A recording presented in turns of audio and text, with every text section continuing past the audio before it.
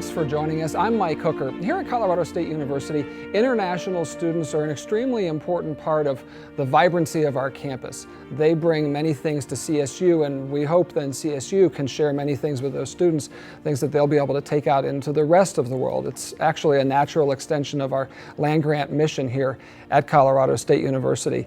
Joining me now for the next 30 minutes or so, Rick Miranda, the Provost of CSU, as well as the Vice Provost, Jim Cooney. Jim, you do all things international, as you say, here at CSU. And I think it's important, maybe we should start just by pointing out where we are. This is the International House. Rick, maybe as we look at some pictures of one of the FAC parties that happens here with the students, tell us just a little bit about what this place is. Well, it's a beautiful, recently renovated facility that forms a focus and a hub for our international students, and we have many events here on a weekly basis that are generally internationally focused. We have lots of international students living here, not exclusively. We have domestic students living here too. And we have international students living elsewhere, both on campus and out in the community too. But it's a great facility. We opened it about 2 years ago, didn't we, Jim? Right. And we're very proud of how it's worked out for us. It's provided a great place for the community. I think a good place to start this discussion, maybe talk a little bit about CSU's history in terms of international outreach and in-reach, as it were. And I don't know, Jim or Rick, who feels better talking about some of the long history of bringing students from the rest of the world here? Well, I have one fact that I think probably even the provost isn't aware of. Our first international student was in 1898. We have not yet discovered what country that student came from. In the 1960s, Colorado State University was deeply involved with the formation of the Peace Corps. We're very proud of that. In the 1980s, I think probably the USAID, Agency for International Development Training, was centered more here than any other university that I know of. And now we just continue to build the international presence on campus. It's very positive. Fundamentally, when we bring students here, it's clear that they would get an international experience to come here. I'd like to talk a little bit, right off the bat though, about what that means for CSU to bring people from around the world here to campus. Well, we have several reasons why that's great for Colorado State. First of all, our faculty are a very internationally focused faculty with projects all over the world, with colleagues in other universities and in countries and companies that are really global. And when they're out doing these projects, we meet students, prospective students, wonderfully talented young people who want to study with our faculty after they've met them. And it gives us a chance, and our faculty a chance, to bring these students here, work with our faculty, work alongside our domestic students, and really establish a connection with a foreign country and a foreign presence that would be very difficult if we avoided students whatsoever. So we're a university, we're not a research institute. Our purpose is the education of young people wherever they come from. And when we can get great international students that want to come here working with our faculty, that's wonderful. And I would think also in terms of the experience that, say, other domestic students have here, having this body of international students has got to broaden the experience that they get here. Jim, and maybe you can talk about the value of that.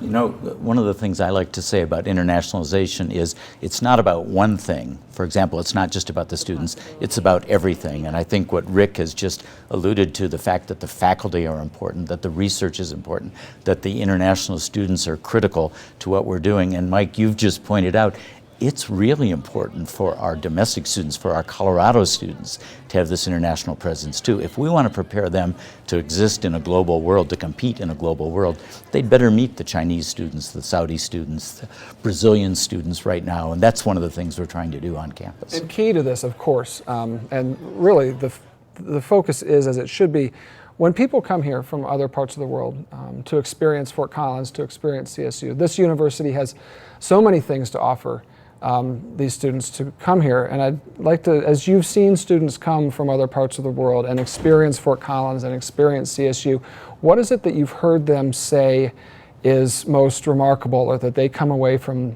CSU having gained? You know, we actually just did a formal study, a formal survey over 200 universities in the world, so we've got some specific answers that are important. We knew that we were warm, we were welcoming, we were friendly. That's all been confirmed. I think what pleased us so much was they said the level of instruction and the contact with the faculty were just so important to them and unusual compared to what they'd had in other countries. So we knew our faculty was great, and now it's been confirmed. And that level of instruction and contact is deliberate. We've made an effort to make sure that students come here and get that. Right, Rick? Absolutely. We've worked hard to make sure that that happens for our international students, as well as we've worked hard to make sure that happens for our students right here from the state of Colorado as well. But it can be a challenge when a student comes from another country. There are some unique challenges that they face.